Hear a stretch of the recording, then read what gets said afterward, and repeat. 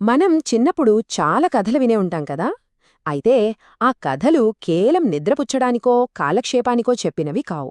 వాటిలో మన ప్రవర్తనకు, మనం తీసుకునే నిర్ణయాలకు సంబంధించిన ఎంతో విలువైన పాఠాలుంటాయి. అవి ఒక రకంగా చెప్పాలంటే శక్తివంతమైన కేస్ స్టడీస్ లాంటివి. ఈ పురాతన కథల్లో దాగి ఉన్న ఆధునిక పాఠాలేంటో ఇప్పుడు చూద్దాం. అసలొక చీమ, ఒక గాడిద, ఒక పులి ఇవి మనకు జీవితం గురించి ఏం నేర్పిస్తాయి? వినడానికి కొంచెం విచిత్రంగా ఉన్నా ఈరోజు మనం ఇదే తెలుసుకోబోతున్నాం. ఎందుకంటే ఈ కథలోని జంతువులు కేవలం పాత్రలు కాదు, అవి మనకు ఎప్పటికీ ఉపయోగపడే జ్ఞానాన్ని అందించే గురువులు. సరే, మనం మొదటి కేస్ స్టడీలోకి వెళ్ళిపోదాం. ఇది ముందుచూపు లేని ఒక కాకి కథ. భవిష్యత్తు గురించి అస్సలు ఆలోచించకపోవడం, వర్తమానంలోనే ఉండిపోవడం ఎంత పెద్ద తప్పుకు దారితీస్తుందో చూద్దాం. ఈ కథలో మనకు రెండు పూర్తి భిన్నమైన పాత్రలు కనిపిస్తాయి. ఒకవైపు ఎండనక వాననక భవిష్యత్తు కోసం కష్టపడే చీమ, మరోవైపు ఈరోజు హాయిగా గడిస్తే చాలు అనుకునే సోమరి కాకి. ఇక్కడ కాకి గర్వం చూడండి. అది చీమని చూసి, అయ్యో పాపం, రోజంతా ఎందుకిలా కష్టపడతావు, నన్ను చూడు ఎంత హాయిగా ఉన్నానో అని ఎగతాళి చేస్తోంది. అంటే దానికి తన సోమరితనమే గొప్పగా కనిపిస్తోందన్నమాట. అయితే రోజులు ఎప్పుడూ ఒకేలా ఉండవు కదా. ఉన్నట్టుండి వర్షాలు మొదలయ్యాయి. అప్పుడు తెలిసొచ్చింది కాకికి అస్సలు కష్టమంటే ఏంటో. ఉండటానికి ఇల్లు లేదు, తినటానికి తిండి లేదు. ఇంకేం చేస్తోంది? తను ఎగతాళి చేసిన చీమ దగ్గరికే వెళ్ళి సాయం అడగాల్సొచ్చింది. సో ఈ కథలో అసలైన నీతి ఏంటంటే ముందు చూపు. అంటే భవిష్యత్తులో ఏం జరగొచ్చో ముందే ఊహించి దానికి తగ్గట్టుగా ప్లాన్ చేసుకోవడం. కాకి దగ్గర మిస్ అయిన క్వాలిటీ ఇదే. భవిష్యత్తుని పట్టించుకోకపోవడం ఒక తప్పైతే, కనీసం మనమున్న పరిస్థితిని కూడా అర్థం చేసుకోకపోవడం ఇంకా పెద్ద తప్పు. మన రెండో కేస్ స్టడీ సరిగ్గా దీని గురించే. సందర్భం మరిచిన ఒక గాడిద కథ ఇది. ఈ కథలో ఒక తెలివితక్కువ అహంకారం ఉన్న గాడిద, దానికి స్నేహితురాలిగా ఒక తెలివైన నక్క ఉంటాయి. నక్క చాలా ప్రాక్టికల్. తాము ప్రమాదంలో ఉన్నామని దానికి బాగా తెలుసు.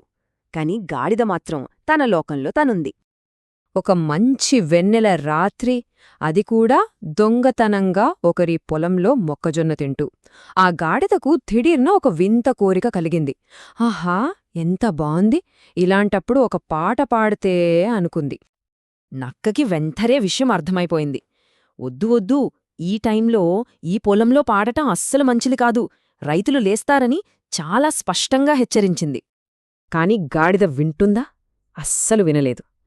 తనను తానొక పెద్ద సంగీత విద్వాంసుడిలా ఫీలైపోయింది. తన గొంతు అద్భుతం అనుకుంది. కాని నిజానికి దాని ఓండ్ర పెట్టడం చెవులు చిల్లులు పడేలా ఉంది. ఇక జరగాల్సిందే జరిగిపోయింది. ఆ అరుపుకి రైతులందరూ నిద్రలేచారు. వచ్చి గాడిదను చితకబాదారు. చూశారా? సలహానూ సందర్భాన్నీ పట్టించుకోకపోతే ఇలాగే ఉంటుంది. అందుకే ఈ కథ మనకు నేర్పేది ఒక్కటే: సందర్భం అంటే టైంకి ప్లేస్కి తగ్గట్టుగా ప్రవర్తించడం. ఈ విషయంలో గాడిద పూర్తిగా ఫెయిల్ అయిపోయింది. ఇక మన చివరి కేస్ స్టడీకి వద్దాం. ఇది అత్యాశ గురించి. పేరాశ మన ఆలోచనా శక్తిని, చివరికి మనల్ని మనం కాపాడుకునే శక్తిని కూడా ఎలా దెబ్బతీస్తుందో చూద్దాం. ఇక్కడ పులి చాలా తెలివిగా ఎరవేసింది.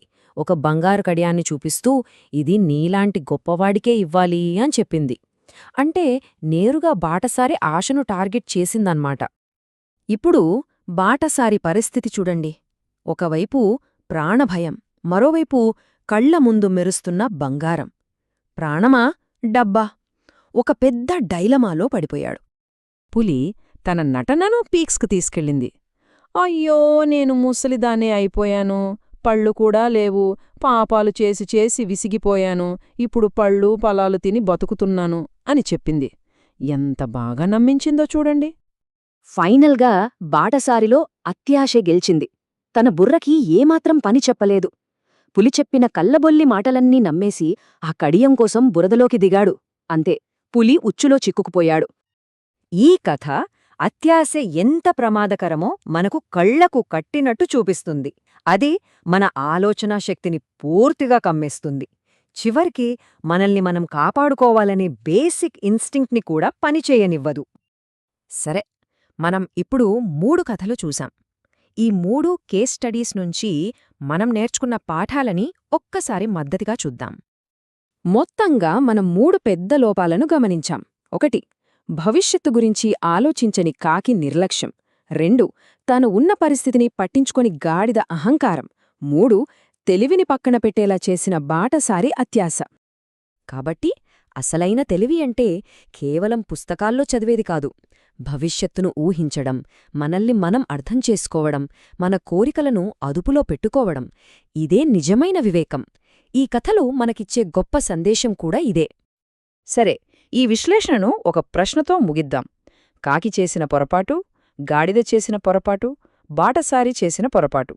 ఈ మూడింటిలో ఈ రోజుల్లో మన జీవితాలకు ఏది ఎక్కువగా వర్తిస్తుంది? కాస్త ఆలోచించాల్సిన విషయమే కదా.